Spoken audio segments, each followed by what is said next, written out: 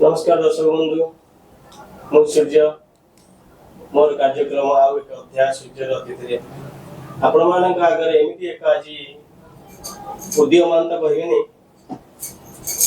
एमती एक सुपरिचित गायक आम ओडिशा को बा आम अंचल को बहुत किसी आध्यात्मिक मार्ग में नहीं जाइछन्ति बहुत किसी लोक आध्यात्मिक चेतना विषय सूचौछन्ति देखिबा शुणा आत्मकहानी वर्तमान से वर्तमान सार कौन करूछन्ति टीचरशिप करूछले रिटायर्ड हेलेनी रिटायर्ड हिसाब रे कौन करूछन ताको लाइफस्टाइल कोन ताको गुरु के थिले पाला जगत से कौन पे आसीले एभली एक दुनिया पाला जोथरे पालार शिखिबार बहुत जिंस अछि किंतु आज काली युवपीढ़ी माने सेटा माने आदरू नाथि किंतु से कौन पे पाला को आसीले पाला को ताको के माने जोर जबरदस्ती करी पाला को पठेले ना पाला रे सार को इंटरेस्ट थिला शिक्षकता तो करूथिले तो पाला को पठे आसीले आसंतु से गली एक गायक संगे भेटिबा नवकिशोर लेंका गायक निशाकर नव कुमार लेंका सर स्वागतम नमस्ते मन चैनल को सर स्वागत जनाउची बहुत माने मूल्यवान टाइम देथरा हमको बहुत फोन गलानी आपण पे हम बहुत चेष्टा करछि केथरा आसीबे आपण भी कहि दिले अलगा जगह शूटिंग करिया पे सेटा हम भाबिथुल अलगा आउटडोर रोटे शूटिंग करिया पे जा सर आपण के विषय पता था हम दर्शकों को जय जगन्नाथ जय जगन्नाथ जय जगन्नाथ एक निपट अख्यात मफसल गाँव में मोर जन्म आम 7 भाई 2 भौणी निकट नीलक हरिहर प्राथमिक और मध्य इंग्राजी विद्यालय पाठपढ़ा समाप्त पर बंद ब्लॉक स्तरीय हाईस्कूल विद्या अध्ययन कली तापर आनंदपुर महाविद्यालय केन्दुझर आनंदपुर रे बीए पास कली एवं मैट्रिक पास पर मोर 2टा दिग उन्मोचित होता कला क्षेत्र में 10वीं श्रेणी रे प्रथम करी से जो हाईस्कूल नाटक बा ड्रामा चलता है अच्छा प्रफुल्ल सार प्रफुल्ल राउत दिवंगत स्वर्गत सी मते प्रथम नाटक रे अंशग्रहण कर सुजोग देले 10वीं श्रेणी 2टी नाटक रे पाठ करी गोटे हूँ कलिंग विजय नाटक रे राजकन्या महाराणी राजकन्या पुष्पा ये हूँ अन्नपूर्णा बी ग्रुप द्वारा अभिनीत नाटक आ गोटे हूँ सावित्री चरित्र विधवा बुढ़ी तापर मोर कलार उन्मेष आरंभ होता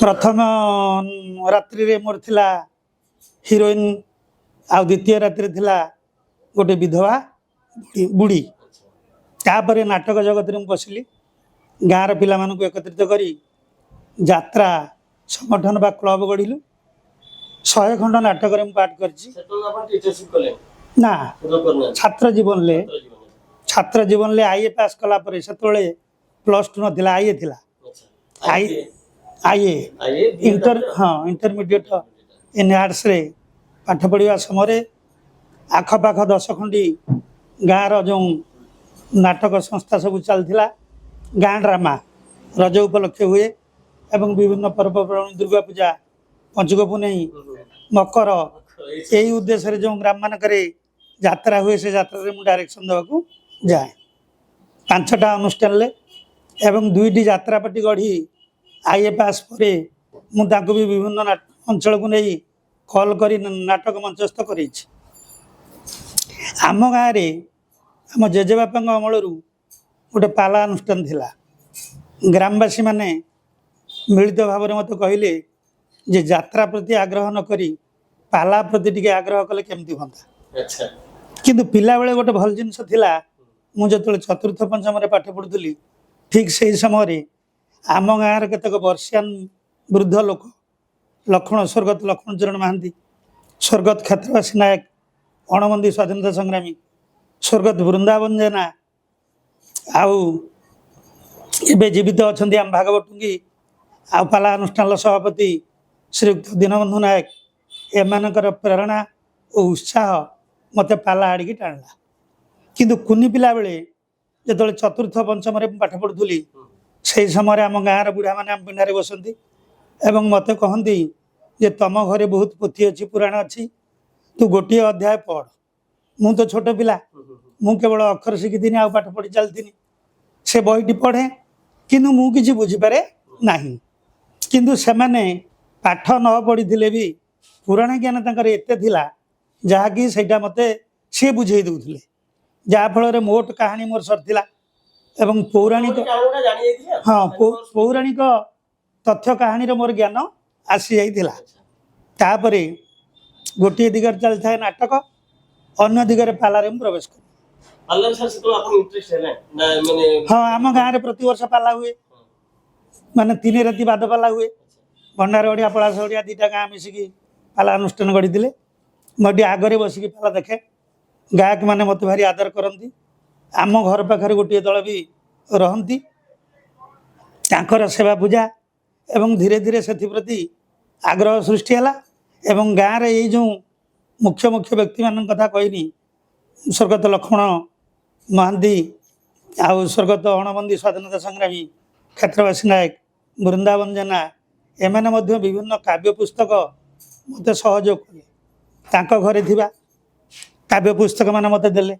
ମୋ ଜେଜେବାପା ଆଉ ବାପାଙ୍କ ଅମଳରେ ଯେଉଁ ପୁରୁଣା ବହି ପୁରାଣ ବହି ସବୁ ଥିଲା ତାକୁ ମୁଁ ଫାଙ୍କା ସମୟରେ ଗ୍ରୀଷ୍ମ ଛୁଟିରେ ବସିକି ପଢ଼େ, ଅନ୍ୟାନ୍ୟ ଛୁଟିମାନଙ୍କରେ। ଏଣେ ପାଠପଢ଼ା ବି ଚାଲିଥାଏ। ଠିକ୍ ବିଏ ପାସ୍ ସରିଗଲା 81 ମସିହା ପରେ। ପ୍ରଥମେ 76 ମସିହାରେ ପାଲା ଦଳ ଆରମ୍ଭ କରିଥିଲି, ସେ ଦଳ କିନ୍ତୁ ଭାଙ୍ଗିଗଲା। କାରଣ ସେଇ ଯେଉଁ ସହଯୋଗୀମାନେ ସେମାନେ ଆଉ ଶିକ୍ଷା କଲେ ନାହିଁ, ଯାହାଫଳରେ ସେମାନଙ୍କୁ ଛାଡ଼ିବାକୁ ପଡ଼ିଲା। ତେଣୁ ତାପରେ 81 ମସିହାରେ ପୁରା ଦମରେ ଆଖପାଖ ଅଞ୍ଚଳରୁ ମାନେ ପାଖ ଗାଁ ମାନଙ୍କରୁ ପାଳିଆ ବାୟକ ସଂଗ୍ରହ କରି ଆମେ ଶିକ୍ଷା ଆରମ୍ଭ କଲୁ। ଲକ୍ଷ୍ମୀଧର କରଙ୍କର ବାୟକ ପ୍ରଥମେ ଆମକୁ ଆସିଲେ ଶିକ୍ଷା ଦେବାକୁ। ତାଳା ତାଳନ୍ଦୀ ରାଗ ଲୟ ଛାନ୍ଦ ଏ ସମ୍ପର୍କରେ ସେ ଧାରଣା ଦେଲେ। ସେ ହେଉଛନ୍ତି ସ୍ୱର୍ଗତ ସୁଖଦେବ ଦାସ। ତାପରେ ଆମ ଗାଁ ପାଖରେ ଜଣେ ପ୍ରତିଷ୍ଠିତ ଗାୟକ ଥିଲେ, ସେ ହେଉଛନ୍ତି ଦୀନବନ୍ଧୁ ସାହୁ ସ୍ୱର୍ଗତ। ସେ ପ୍ରଥମ ଗୁରୁ ରୂପେ ମୁଁ 3 ବର୍ଷ କାଳ ତାଙ୍କ ଘରକୁ ପ୍ରତିଦିନ ଯାଏ। ପ୍ରତିଦିନ ଯାଇକି ତାଙ୍କୁ କହେ ଯେ ମୁଁ ପାଲା ଶିଖିବି। ସିଏ ମୋତେ ହତୋତ୍ସାହିତ କରନ୍ତି ନାହିଁ କି ଉତ୍ସାହିତ ବି କରନ୍ତି ନାହିଁ। ତାଙ୍କ ଜୀବନରେ ଯେଉଁ ଦୁଃଖ ସେଗୁଡ଼ାକୁ ସବୁ କହି ଚାଲନ୍ତି। ପାଲାରେ ଗଲେ କ'ଣ ଅସୁବିଧା ହେବ, କ'ଣ ସୁବିଧା ହେବ, ଆଉ ତୁମେ ଇତିହାସ ଭୂଗୋଳ ପୁରାଣ ସାହିତ୍ୟ ଦର୍ଶନ ତର୍କ ସବୁ କଥାକୁ କିଛି ହାସଲ ନ କଲେ ମଞ୍ଚକୁ ଯାଇପାରିବନି। ଅତି କମରେ 10 ଖଣ୍ଡ କାବ୍ୟ ନ ଶିଖିବା ଯାଏଁ କୌଣସି ମଞ୍ଚକୁ ଯିବ ନାହିଁ। ସଙ୍ଗୀତ ବାୟକ ଗାୟକ ଏମାନେ ସମସ୍ତେ ବିଭିନ୍ନ ପ୍ରଶ୍ନ ଉତ୍ତର। ତମେ 10 ଖଣ୍ଡ ବହି ଶିଖିଥିଲେ ଅତି ବେଶୀରେ 5 ରାତି ପର୍ଯ୍ୟନ୍ତ ତମେ ଗାଇପାରିବ। କାରଣ ଆର ଗାୟକ ଆଉ 5 ରାତି ଗାଇଲା, ଯଦି ତମ ଶିଖିଥିବା ବହି ସିଏ ଗାଇଦେଲା ତମେ ଆଉ କ'ଣ କରିବ? ତେଣୁ ବାଧ୍ୟ ହେଇକି ତମେ 10 ଖଣ୍ଡ ଶିଖିଲେ 5 ରାତି ପର୍ଯ୍ୟନ୍ତ ସାହସ କରିପାରିବ। ତାପରେ 83 ମସିହାରେ ଆନୁଷ୍ଠାନିକ ଭାବରେ ସେଇ ପ୍ରଥମ ଗୁରୁ ନା ଦ୍ୱିତୀୟ ଗୁରୁ ସ୍ୱର୍ଗତ ଦିବାକର ସାହୁ ମୋତେ ଚାମର ପ୍ରଦାନ କଲେ ଏବଂ ଗାଇବା ପାଇଁ ପ୍ରତିଭୂତି ଦେଲେ। 83 ମସିହା ସେପ୍ଟେମ୍ବରରେ ମୁଁ କପିଳେଶ୍ୱର ହାଇସ୍କୁଲରେ ରହିଲି। Kapileswar high school Kaligan Hatadi block Anandpur subdivision Keonjhar ଜିଲ୍ଲା। ସାହିତ୍ୟ ଶିକ୍ଷକ, ତାଙ୍କର ସାହିତ୍ୟ ପଢ଼େଇବାକୁ କେହି ନାହାନ୍ତି। ମୋତେ ନିଯୁକ୍ତି ଦିଆଗଲା, ଆପଣ କେବଳ ସାହିତ୍ୟ ପଢ଼େଇବେ। ସେଇଟା ମୋ ପାଇଁ ଆଉ ଗୋଟେ ସୁଯୋଗ ହେଲା।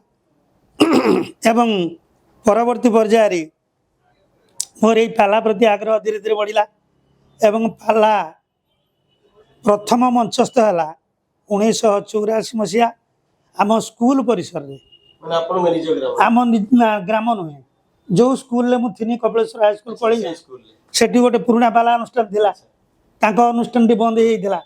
ଯେତେବେଳେ ଗ୍ରାମବାସୀ ଆଉ କମିଟି ଜାଣିଲେ ଆମର ଜଣେ ପାଲା ଗାୟକ ଆମ ହାଇସ୍କୁଲର ଶିକ୍ଷକ ହେଲେଣି, ତେଣୁ ସିଏ ପୁଣି ଅନୁଷ୍ଠାନ ଆରମ୍ଭ କଲେ ଏବଂ ଶ୍ରୀପଞ୍ଚମୀରେ ପ୍ରଥମେ ଶୁଭ ଆରମ୍ଭ ହେଲା। ତା ପର ବର୍ଷ ମୋର ଯେଉଁ ଗୁରୁ ଦିବାକର ସାହୁ ସିଏ ମୋତେ କହିଲେ आमर पाठ बा ज्ञान जी अच्छी तुम जड़े हाईस्कल टीचर से अनुसार तुमर आम तुमको ज्ञान दे पारू ना।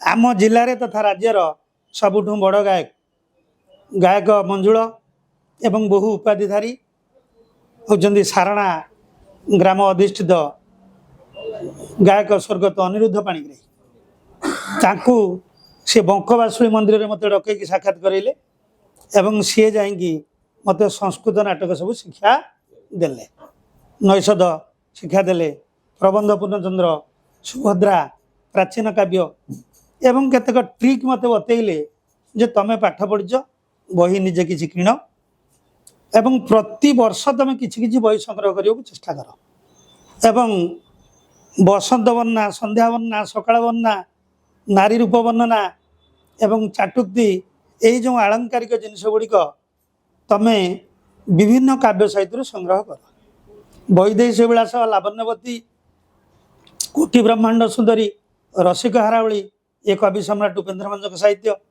आ विदग्ध कवि अभिमन्यु सामंत सिंहार विदग्ध चिंतामणि दीनकृष्ण दासंकर रसकल्लोल आ उत्कल घंट जदुमणि महापात्र प्रबंध प्रबंध पूर्णचंद्र ये काव्य गुड़िक निजे संग्रह कर ता सहित भागवत सेट रख ताकू नित्य नैमित्तिक अभ्यास कर पढ़ ता द्वारा तुम ज्ञान और परिसीमा बढ़ आते जहाँ तुम सन्देह हम बा प्रश्न आवश्यकता पड़ो मत चिठी लिख से पोस्ट कार्ड चिठी थी रिप्लाय कार्ड रे मु गुरुजी पाखु चिठी लिखे अनिरुद्ध पाणिग्राही पाखु एवं सी से रिप्लाय कार्ड रे मो प्रश्न उत्तर सह खंडीय पोस्ट कार्ड रे मोर प्रश्न थाए आर खंड रे से उत्तर दे दियंती एवं लावण्यवती को संपन्न देख वैदेही चारि खंड को संपन्न देख ये बही गुड़ा समुदाय तुम पढ़ ता सहित विभिन्न पुराण अष्टादश पुराण भितर विभिन्न पुराण खंडीय खंडीय सब किणवा पड़े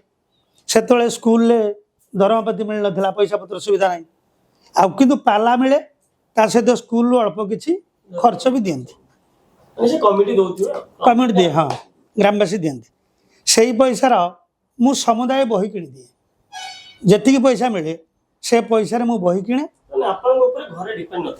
ना घरे मोर भाई माने रोजगार करथिले कलिकता बापा जीवित थे माँ भी थे बापा भी रोजगार करथिले माँ भी रोजगार ना भाई माने मो बड़ भाई दी जन मो तल भाई आमर जेजे बापा अमूल कलिकतार सूतापटी सरदारी काम थिला से सरदारी घर आमर तेणु सेठी से रोजगार करथिले घर चलैवा दायित्व तांकर थिला मोर पैसा पत्र मिल नथिला 85 मसीहा मार्च मासरे आम स्कूल सरकारी कैंटीन मिलला 1/3 2/3 तापर फुल पोस्ट हाँ मु शेष समय रही केते जन शिक्षक छाड़ देकी अन्य आड़े पळैले अनेक दिन बिना पैसा रहिबा तांको द्वारा संभव हैलानी तेणु से पोस्ट वैकेंट रे आमे 12 जन लोक आसथिलु 12 जन पिला इंटरव्यू दबा इंटरव्यू रे मु फास्ट हेनी तेणु मत ही नियुक्ति दिगला तापरे से 84 मसीह कार्य जे चलला चलला छुट्टी मानक मुख्यतः बेसी पाला को जाए आउ अन्य जो छुट्टी पड़े दोल जागर पणा दुर्गा पूजा लक्ष्मी पूजा पणा संक्रांति हनुमान जयंती रज एवं चंदन पुनई ये समय को पाला को जाए हाँ ना लोकाल जदि पड़े मुझे रात्र पाला गाई देगी पुणी सकाळु आसिक स्कूल करे पुणी 4टा बेलू जाकि पहुँची जाए तमें 30 किलोमीटर रेडियस भितर जो पाला गुड़िक पड़े से पाखिया पाला बेसी टे पड़ूला पाखरे जो मैंने सब जनाशुना थे कुआर पुनई पंचुक पुनई ये पाला तो से प्रबल तापर पिला जन्म पाला 21 पाला 16 पाला मझी पाला ये पाला भी से गाँ गहली प्रचुर परिमाण हुए तेणु से पाला भी रेगुलार चले से पुरस्कार बोले बिस्कुट माड़ छोट छुआ चॉकलेट माड़ आ टंका किया पुरस्कार प्राय सब कागज नोट कागज नोट आउ घसपुरा बस स्टैंड रे पणा संक्रांति पाला थरे गाइला बेले से गोटे टंका माड़ मत देते सेटा हूँ 50 टंकिया नोट सब से नोट को नोट खंजा है बेक कदरू पाद बंद पड़ता भाई हाँ गोटे बड़ माला करके ଆଉ ସେଇଠି ଗୋଟେ ଅଧିକ ପଇସାର ପୁରସ୍କାର ମିଳିଥିଲା। ଆଉ ଆମର ଡଳଙ୍ଗପାଣି ମଞ୍ଚରେ ଅଧ୍ୟାପକ ପ୍ରସନ୍ନ ପଟ୍ଟନାୟକର ମୋର ପାଲା ହେଲା। ସେଇ ପାଲାରେ ଗୋଟେ ରାତିରେ ମୋତେ 137 ଟଙ୍କା ପୁରସ୍କାର ମିଳିଥିଲା। ଆଉ ଗୋଟେ କେନ୍ଦୁଝରରେ କଣାପଶି ମଞ୍ଚରେ ମୋତେ ସେଇ ଟଙ୍କାକିଆ ଯୁଗ ଅତି ବଡ଼ ନୋଟ ହେଉଛି 5 ଟଙ୍କିଆ, ସେଠି 135 ଟଙ୍କା ପାଇଥିନି ସଙ୍ଗୀତ ବାୟକଙ୍କ ପଇସାକୁ ଛାଡ଼ିକି। କମିଟି ବାଲା କହିଲେ ଯେ ଏ ପଇସାରେ ଆପଣ ଖଣ୍ଡେ ବହି କିଣିବେ। ମୁଁ କବି ସୂର୍ଯ୍ୟ ଗ୍ରନ୍ଥାବଳୀ ସେଇଥିରୁ ସେଇ ପଇସାରୁ ମୁଁ କିଣିଥିଲି। ସେ ପଇସା ମାନେ ସେ ସମୟ ଦର ଅନୁସାରେ ସେ ପଇସା ମୋର ହେଇଯାଇଥିଲା ଏବଂ କବି ସୂର୍ଯ୍ୟ ଗ୍ରନ୍ଥାବଳୀଟି ଯାହା ତାଙ୍କରି ଅନୁଷ୍ଠାନ ପୁରସ୍କାର ପଇସାରେ ହେଇଥିଲା। ସାର୍ ଆପଣ ଆରମ୍ଭ କଲେ ପାଲା ଧରନ୍ତୁ 83-84 ଆରମ୍ଭ କଲେ, ତ ବାଦ ପାଲା କାହା କାହା ସାଙ୍ଗରେ ସାର୍ କରୁଛନ୍ତି? ବାଦପାଲା ପ୍ରଥମ ଦୋଳ ମଞ୍ଚ ପ୍ରଧାନପଡ଼ାରେ ଗାୟକ ହରକୃଷ୍ଣ ପାଣିଗ୍ରାହୀଙ୍କ ସହ ଆଚ୍ଛା, ଆରମ୍ଭ ହେଲା ସେଇ 84 ମସିହାରେ। ସେଇ 84 ମସିହା। 84ରେ ଆରମ୍ଭ ହେଲା ପ୍ରଥମ ବାଦପାଲା। ଆମ ଜିଲ୍ଲାରେ ସରସ୍ୱତା ବିରଞ୍ଜି ତ୍ରିପାଠୀ ସହିତ ଗୋଟିଏ ମଞ୍ଚ 5 ରାତି ଯାଜପୁର ଝାଟିଆ ସାହି, ସର୍ତ୍ତାଙ୍କ ସହିତ 5-7 ମଞ୍ଚରେ ହେଇଛି। ହେଇଛି ସରସ୍ୱତାଙ୍କ ସହ। ବସନ୍ତ ସ୍ୱାଇଁ ଆମ ପାଖ ବାଲେଶ୍ୱର ଜିଲ୍ଲା ବସନ୍ତ ସ୍ୱାଇଁ ଆଚ୍ଛା, ତାଙ୍କ ସହିତ ହେଇଛି। ଗୋପବନ୍ଧୁ ଓଝାଙ୍କ ସହ ଟିଭି ଚ୍ୟାନେଲ ପାଲା ହେଇଛି। ଆଉ ଗାୟକ କେଶରୀ ବାବଚରଣ ଜେନା, ରମେଶ ନାୟକ ଜଣେ ଗାୟକ, ସେ ଆମର ଅଳୌତି କେନ୍ଦ୍ରାପଦା, ଏବେ ଭଦ୍ରକ ଏଷ୍ଟାବ୍ଲିଶଡ। ଆମ ପାଖ ଗାୟକ ଏଇମାନଙ୍କ ଭିତରେ ହେଇଛି। ଯାଜପୁରରେ ଗାୟକ ବଳରାମ ମାଇକ ତାଙ୍କ ସହିତ ମୋର ପାଲା ହେଇଛି। କେଉଁଝରରେ ସଂସ୍କୃତର ଜଣେ ଶ୍ରେଷ୍ଠ ଗାୟକ ରମେଶ ବାସ ତାଙ୍କ ସହିତ ପାଲା ହେଇଛି। ଆଉ ଢେଙ୍କାନାଳର କେତେ ଜଣ ଗାୟକଙ୍କ ସହିତ ପାଲା ହେଇଛି। ଆଚ୍ଛା, ବାଦ ପାଲା କଲାବେଳେ ଏମିତି ଗୋଟେ କାହା ସାଙ୍ଗରେ ଯୁକ୍ତିତର୍କ ହବା କିଛି କିଛି ଗୋଟେ ହିଚକି ଜିନିଷ ଗୋଟେ ଷ୍ଟେଜର ମଞ୍ଚ ଉପରେ ସେ ଆପଣଙ୍କୁ କିଛି ଗୋଟେ କହିଦେଲେ, ଆପଣ ତାଙ୍କୁ ଗୋଟେ ରଗଡେଇକି ଗୋଟେ କିଛି କହିଲେ, ଏମିତି କିଛି ହୁଏ ନା ପଛରେ ନା ହଁ ଏମିତି ଯାଆନ୍ତି ଆସିକି? ହେଇଛି। ହେଇଛି। ଆନନ୍ଦପୁରରେ ଥରେ ଗୋଟେ ପାଲା ଗାଇଲା ବେଳେ ସେ ଢେଙ୍କାନାଳରୁ ଜଣେ ଯୁବ ଗାୟକ ଥିଲେ, ସେଠି ଥରେ ହେଇଥିଲା। ଆଉ କୁଦା ହାମସାରେ ଆମ ଝାଡ଼ଖଣ୍ଡ କୁଦା ହାମସାରେ ସେଠି ମଧୁସୂଦନ ପାଢ଼ୀଙ୍କ ସହ ସେ ପାଲା ଏମିତି ଟକରାଟକିରି ହେଲା, 3 ରାତି ଜାଗାରେ ଆଉ ଗୋଟେ ରାତି ବଢ଼ିଲା।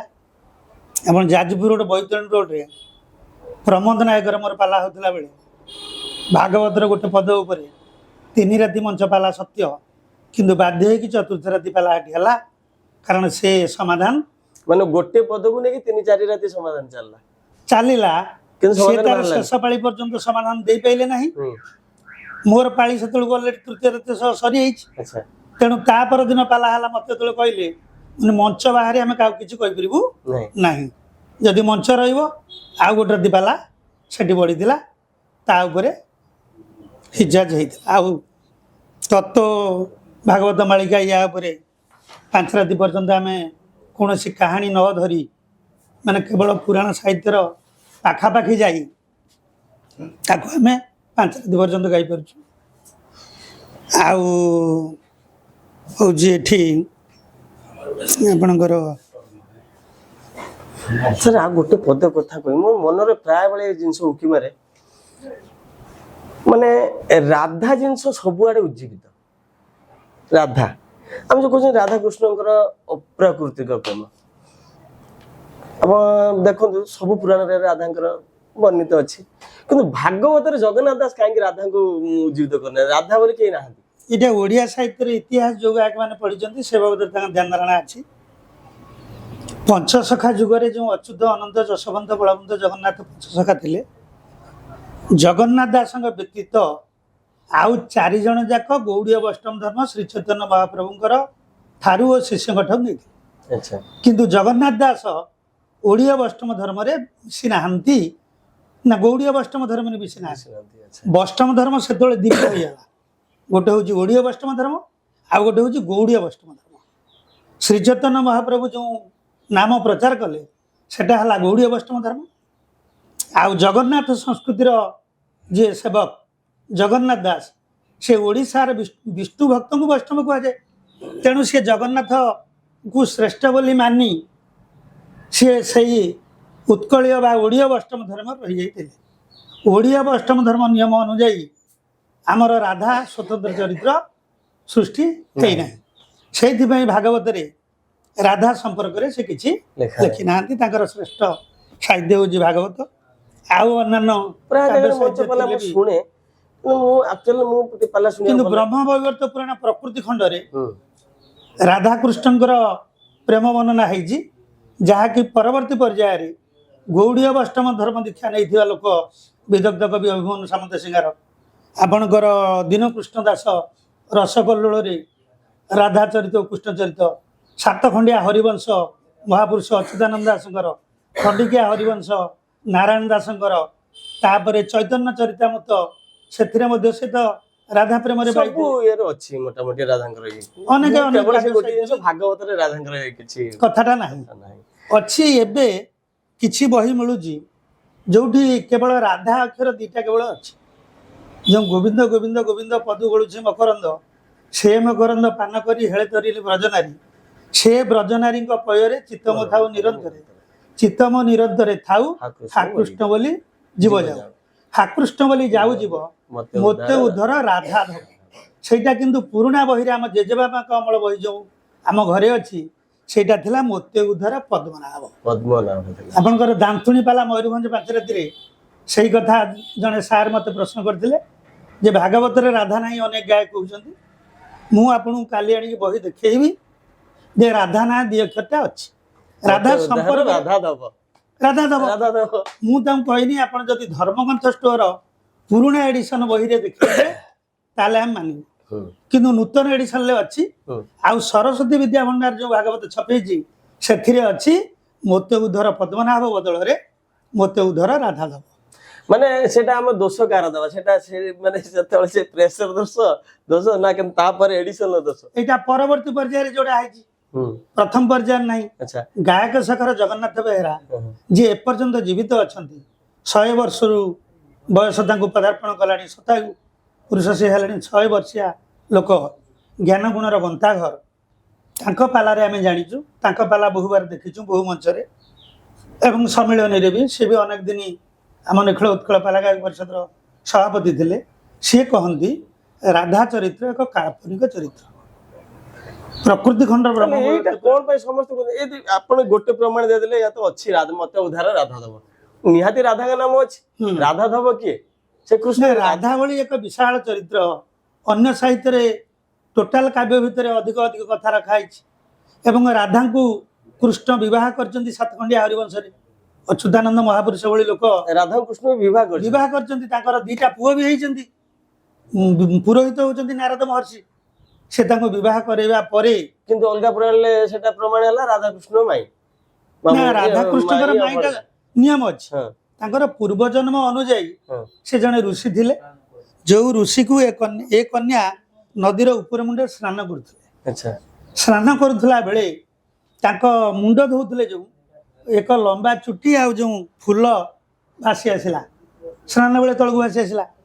ତଳେ ଇଏ ମୁନି ମନୁ ଋଷି ସ୍ନାନ କରୁଥିଲେ, ସେଇଟାକୁ ଦେଖିକି ସେ ଜାଣିଲେ ଇଏ କେଶ କାହାର, ଇଏ ତ ବେଣୀ ଫୁଲ କୋଉଠୁ ଆଇଲା। ନଦୀ କୂଳେ କୂଳେ ଯାଇକି ସେ ଝିଅକୁ ଯେତେବେଳେ ନଦୀରେ ଦେଖିଲେ, ଜଳ ସ୍ନାତା ହେଇକି ଅଛି, ଅନିଦ୍ୟ ରୂପ ଯୌବନରେ ସେ ଶୁଦ୍ଧ ହେଇଛି। ସେଇ ନିୟମ ଅନୁଯାୟୀ ସେ କ'ଣ କଲେ ନା ତାଙ୍କୁ ଦେଖିଦେଲା ପରେ ଇଏ ପ୍ରେମରେ ତାଙ୍କ ଆଡ଼ିକି ଆକର୍ଷିତ ହେଇଗଲେ।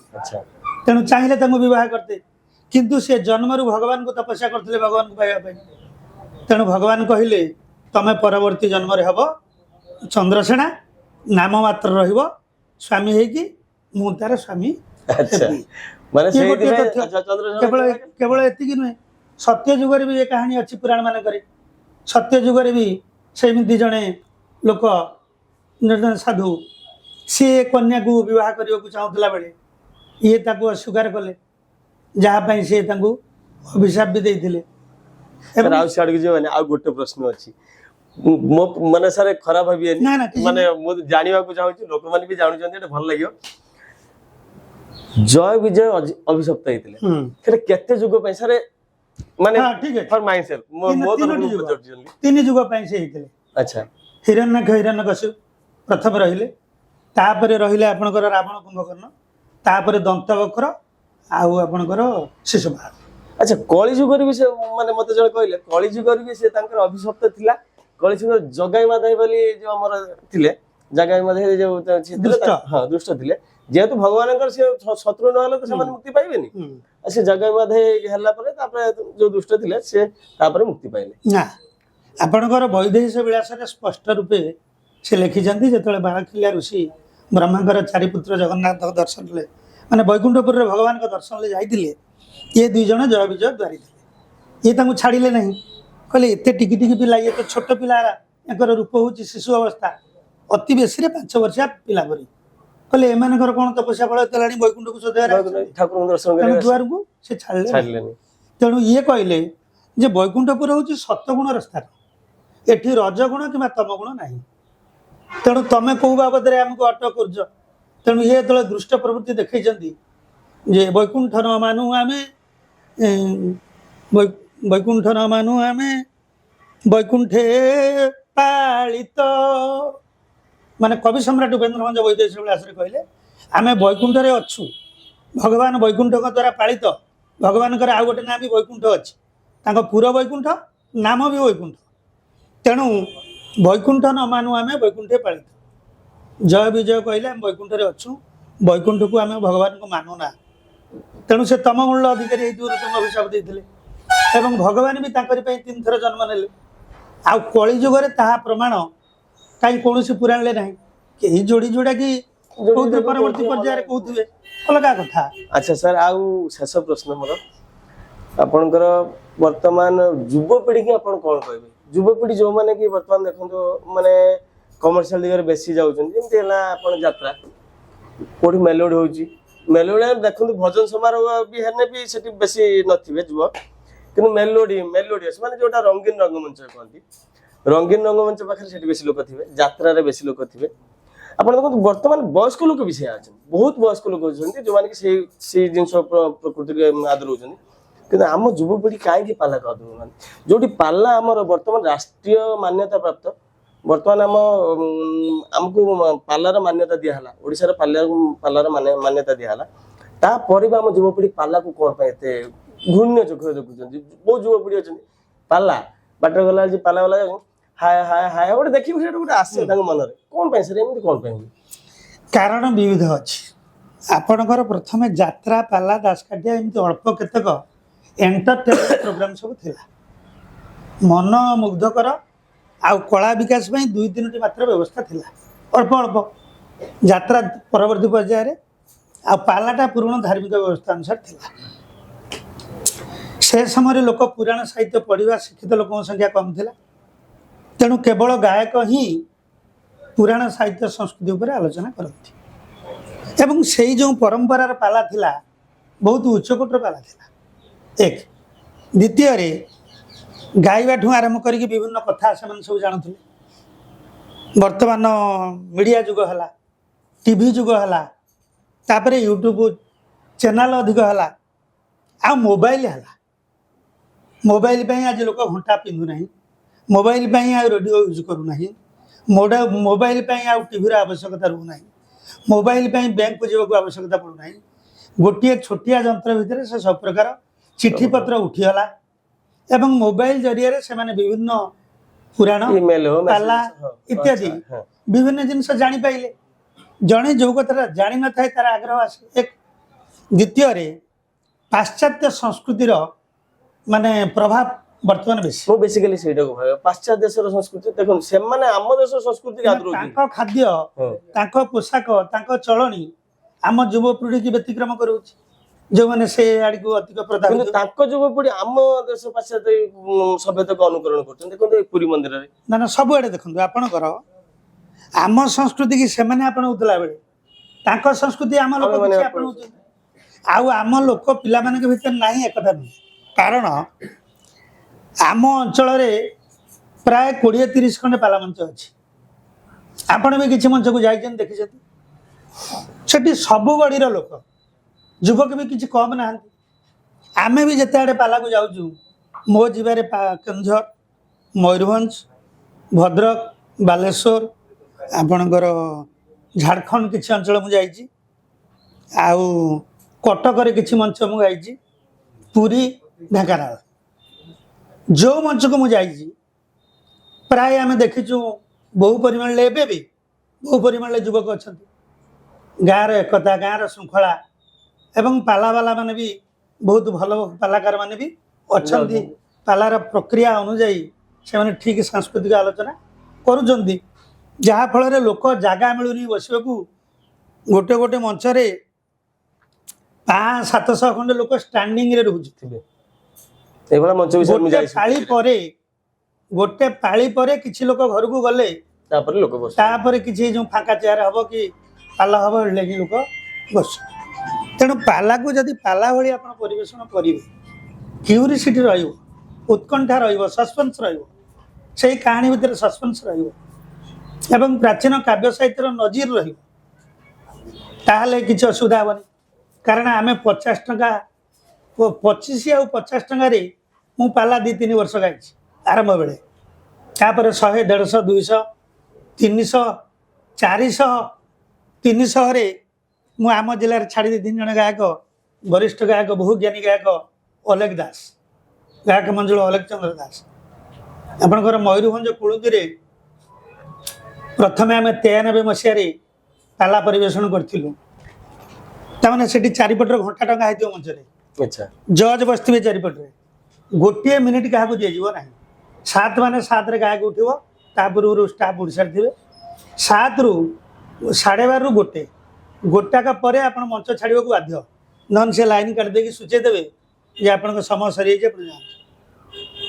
କିନ୍ତୁ ତୃତୀୟ ରାତି ମୁଁ ଯେଉଁଦିନ ରାମାୟଣ ବିଶ୍ଳେଷଣ କଲି, ରାମ ରାବଣ ବିଚାର ତର୍କ ଚାଲିଲା, ସେଦିନ ଆର ଗାୟକଙ୍କଠୁ ସେ ଅନୁମତି ନେଇକି 2:45 ଯାଏଁ ମୋତେ ମଞ୍ଚରେ ସୁଯୋଗ ଦେଇଥିଲେ। ତା ପରବର୍ତ୍ତୀ ପର୍ଯ୍ୟାୟରେ ମୁଁ 96ରେ ପୁଣି ଯାଇଥିଲି, ଯେଉଁଠି ଯୁଗଳ ବେହେରା ବୋଲି ଜଣେ UG/MA ସ୍କୁଲ ଟିଚର, ତାଙ୍କ ସହିତ ମୋର ଏଠି ପାଲା ହେଇଥିଲା ଏବଂ ଭଲ ତର୍କ ବିତର୍କ ପାଲା। ସେଠି କ୍ଷମାନୁକମ୍ପା ଧର ହଏ ଚମ୍ପୁର କ୍ଷୟ ପଟଳ ଚମ୍ପୁ ଉପରେ ଯୁକ୍ତି ହେଇଥିଲା। ଆଉ ତାପରେ ଯୁଗଳ ବେହେରାଙ୍କ ସହିତ ମୋର ପୁଣି କେଉଁଝର ସୀତା ବିଞ୍ଝି, ଯେଉଁ ସୀତାଙ୍କ ଅନ୍ତୁଡ଼ିଶାଳ, ଯେଉଁ ଲବକୁଶଙ୍କ ଅନ୍ତୁଡ଼ିଶାଳ, ସେଠି ପାଲା ହେଇଥିଲା। ସେଠି ଯୁଗଳ ବାବୁର ମୋର ହେଇଥିଲା। ସିଏ ଏବେ ଦିବଙ୍ଗତ ହେଲେଣି ବୋଲି ମୁଁ ଶୁଣୁଛି, ସଠିକ୍ ତଥ୍ୟ ମୁଁ ଜାଣିନି କି ପହଞ୍ଚିନି ଏ କଥା। ଆଉ ଆନ୍ଦପୁର କୋର୍ଟ ପାଲା, ଆନ୍ଦପୁର କୋର୍ଟରେ ଅଲ ଓଡ଼ିଶା ସ୍ତରୀୟ ଗୋଟେ କମ୍ପିଟିସନ୍ ହେଲା, ସେଠିକି ମୋତେ ଡାକିଥିଲେ। ଏଇ ଯେଉଁ ଗାୟକ ନିଶାକର ଉପାଧି, ସେଠି 10 ଜଣ ଥିଲେ ଜଜ୍, ତାଙ୍କ ପାଲା ପରିଷଦର ସଭାପତି, ରାଜ୍ୟ ନିଖିଳ ଉତ୍କଳ ପାଲା ଗାୟକ ପରିଷଦର ସମ୍ପାଦକ ଆମର ଯେଉଁ ସୁଦର୍ଶନ ମହାପାତ୍ର ମହୋଦୟ, କେନ୍ଦୁଝରରୁ ରିଟାୟାର୍ଡ କରିଥିବା ରାଷ୍ଟ୍ରପତି ପୁରସ୍କାର ପ୍ରାପ୍ତ ପଣ୍ଡିତ ସାର୍ ଥିଲେ, ସଂସ୍କୃତି ବିଶାରଦ ଜ୍ଞାନାନନ୍ଦ ସାଗର ସେ ବି ଜଜ୍ରେ ଥିଲେ, ପ୍ରଫୁଲ୍ଲ ପାଠାଗାର ଯିଏ ପ୍ରତିଭାଦୀପ୍ତ ଗାୟକମାନଙ୍କର ପାଲା ସବୁ କେସେଟ୍ କରିକି ଫରେନ୍ ଛାଡ଼ୁଥିଲେ, ବିଦେଶରେ ଆମର ସଂସ୍କୃତିକୁ ପ୍ରଚାର ପ୍ରସାର କରିବାର, ସେ ବି ଥିଲେ। ଆଉ ଲୋକାଲ ଲୋକ ଏମିତି ଥିଲେ, ଯେଉଁଠିକି ଆମେ ପାଲା ପରିବେଷଣ କଲା ପରେ ମୋତେ ଏଇ ଯେଉଁ ଗାୟକ ନିଶାକର ଉପାଧି ଦେଇଥିଲେ ଏବଂ ଆଉ ଗୋଟିଏ ଜାଗାରେ ବି ଉପାଧି ଦେଇଥିଲେ ମାଟି ଗୌରବ। ଆଉ ତେଣୁ ସେଠି ସେମିତି ପାଲା ଆର ଗାୟକ ଯେଉଁଠି ଛାଡ଼ିବ ଆପଣ ସେଇଠି ଯୋଡ଼ିବେ, ସେ ଯେଉଁ କାବ୍ୟ, ଯେଉଁ କାହାଣୀ, ଯେଉଁଠୁ କଥା ଛାଡ଼ିଥିବେ ଆପଣ ସେଇଠି ଛାଡ଼ିବେ। ଏଇ କ୍ରମରେ ବି ସେଠି ଚାଲିଥିଲା। ହଉ ସାର୍, ଆଜି ତ ସମୟ ହେଇଗଲାଣି। ଆଜ୍ଞା, ଆଉ ଯାହା ବହୁମୂଲ୍ୟ ସମୟ ଦେଇଥିବ ଆମକୁ, ବହୁତ ବହୁତ ଧନ୍ୟବାଦ। ପୁଣି କେବେ ଦେଖା ହବ, ପୁଣି କେବେ ନିଶ୍ଚୟ ଡାକିବୁ, ଆଉ ଗୋଟେ ଏପିସୋଡକୁ କେବେ ଆସିବେ, ନିଶ୍ଚୟ ସେ ଡାକିବୁ। ଧନ୍ୟବାଦ ଦର୍ଶକ ବନ୍ଧୁ। ଆଗାମୀ ମଧ୍ୟରେ ଆଉ ଜଣେ ଅତିଥି, ଆଉ ଜଣେ ନୂଆ ମୁହଁ, ନୂଆ ଅତିଥି ମାନଙ୍କ ସହିତ ଭେଟ ହବ। ସେତେ ପର୍ଯ୍ୟନ୍ତ ଜୟ ଜଗନ୍ନାଥ, ଜୟ ଜଗନ୍ନାଥ, ଜୟ ଜଗନ୍ନାଥ।